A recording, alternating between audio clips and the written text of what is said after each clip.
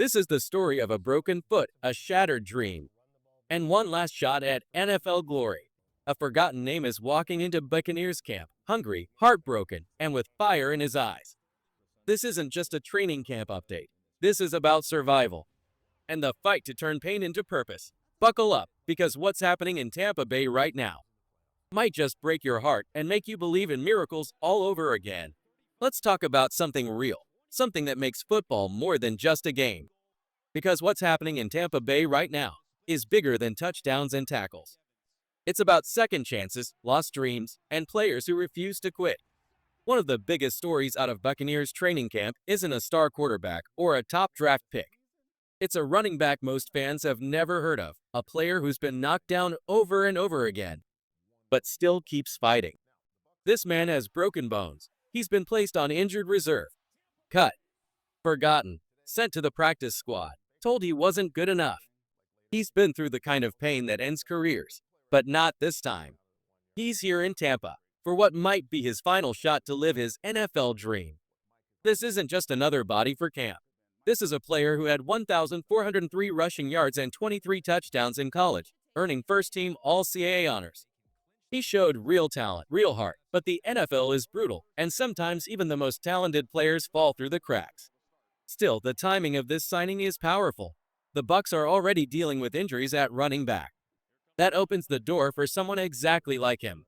Someone who's ready, desperate, and willing to give everything just for the chance to prove himself again. He was once signed by the Baltimore Ravens as an undrafted free agent. They saw potential. He worked special teams, got called up for games, he was building something, until injuries ripped it all away. But now, he's back, older, tougher, smarter. And the Bucs may have just found a warrior in the shadows. Oh, and there's more. He's not just playing for himself, he's playing for family. His grandfather is Brig Owens, a former NFL player. Football runs in his blood. And now, he's trying to carry that legacy forward, even with the odds stacked against him. This is what training camp is really about. Not just polish and practice, but pain, pride, and players chasing one last shot at the dream. Bucs fans, how do you feel about giving these kinds of players a shot? Drop a comment below and rate your confidence in the Buccaneers running back depth right now, 1 to 10. Let's hear from the heart of Buccaneer Nation. It's in his blood, that grit, that will to survive. Owen Wright isn't just some long shot trying to make it. He's the grandson of NFL great Brig Owens, and football flows through his veins like fire through a cannon. And now, with a new jersey and a new number, #49, he's stepping into the most important chapter of his career. He's 5'11", 225 pounds, and built like a tank, but his journey has been anything but smooth. He racked up over 1,400 rushing yards in college, bulldozing defenders, earning first-team all-conference honors, and proving he belonged. But the NFL is cruel. It doesn't care about your past. Injuries? They eat players alive.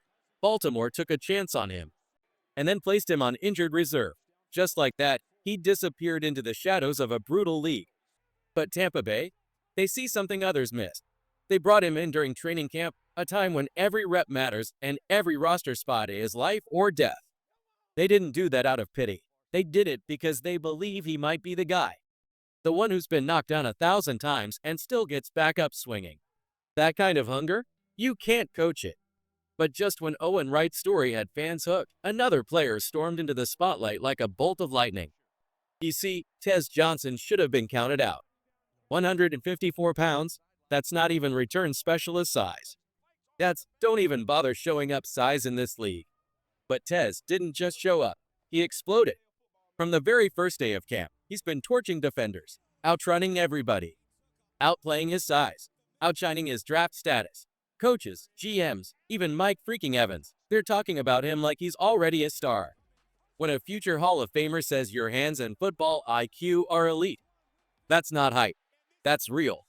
He's more than fast, he's fearless. He's chirping at teammates, joking with rookies, rooming with rivals. He's got juice. He's got swagger. He's got that unteachable confidence that tells you he's not afraid of anyone. And the Bucs know it. They're already eyeing him as a game-changing returner. But the truth is, Tez might be more than that. He might be the wild card who sneaks into the offense and flips the script on Sundays. He's small. He's loud. He's electric, and he's not going anywhere. This camp isn't just about potential, it's about redemption, opportunity, and rewriting the narrative. Owen Wright is fighting for a second chance. Tez Johnson is proving he never needed one. Two underdogs, one shot, and Buccaneer Nation is watching. If you believe in the fighters, the flashes, and the forgotten, hit that like button and comment below with the name you're rooting for the most. Tez or Wright? Let's make their names echo through the pirate ship. Just 2 years ago, this guy was the guy. The future of the Buccaneers secondary. The one they paid big money to lock in. But now, he's hanging by a thread. Let's rewind. While the spotlight is shining bright on Tez Johnson, the 154-pound lightning bolt from Oregon, another story is quietly turning into a crisis. A story that no one in Tampa Bay wanted to tell, but it's real. And it's happening. We're talking about Carlton Davis, the same cornerback who got a 4-year, $52 million deal to be the leader of this secondary. The same guy they chose over veterans like Sean Murphy-Bunting and Jamel. The plan was simple. Davis would be the foundation, the shutdown corner, the tone setter. But that plan is unraveling fast. He missed 5 games last season, got hurt mid-game and a few more. And then, in the Bucs' biggest game of the year, he left the field again. You can feel the frustration from coaches. You can see the doubt creeping into the front office. Because in the NFL, the best ability is availability. And here's the brutal part. His contract? No guaranteed money left. If the Bucs move on, they save nearly $13 million. That's not a small number when you've got rookies like Benjamin Morrison and Jacob Parrish breathing down his neck.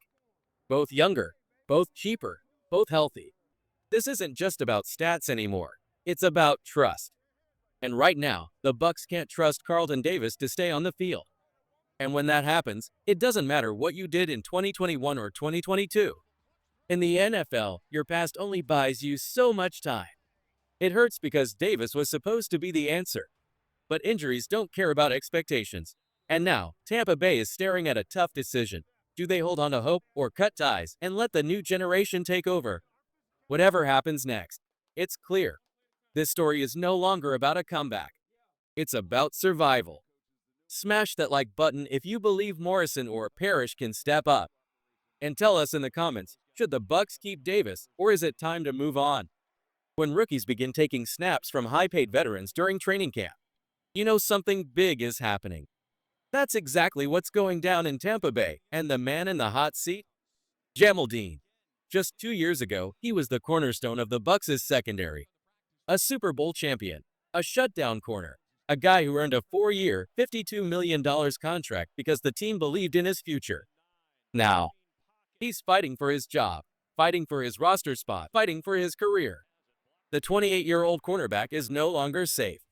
After missing significant time in 2024 due to injuries, the coaching staff is no longer sure they can trust him to stay on the field. And in the NFL, availability is everything. Meanwhile, rookies like Benjamin Morrison and Jacob Parrish aren't waiting politely in line. They're coming fast, hungry, and fearless, making plays in practice, earning reps in drills, and putting pressure on the veterans every single day. It's not just competition. It's a takeover. Dean's contract? Non-guaranteed. The team can save over $12 million if they let him go. That means every rep, every tackle, every sprint in training camp is a test, and the clock is ticking. Even one bad day could be the difference between starting on Sundays or getting released. It's almost cruel. Dean was trusted to lead this group. He was chosen over other veterans, and now that trust is shaking. This is the dark side of football, the emotional side, where legends can fall and new heroes rise in the same week. Training camp isn't just practice, it's survival. It's where contracts get shredded and depth charts get flipped.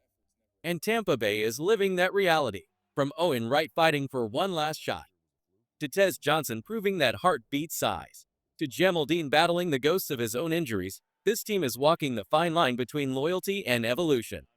This is why we love football. It's raw, real, and ruthless. So now it's your turn. What do you think will happen? Will Jamel survive the fire, or are we watching the beginning of a new secondary in Tampa Bay?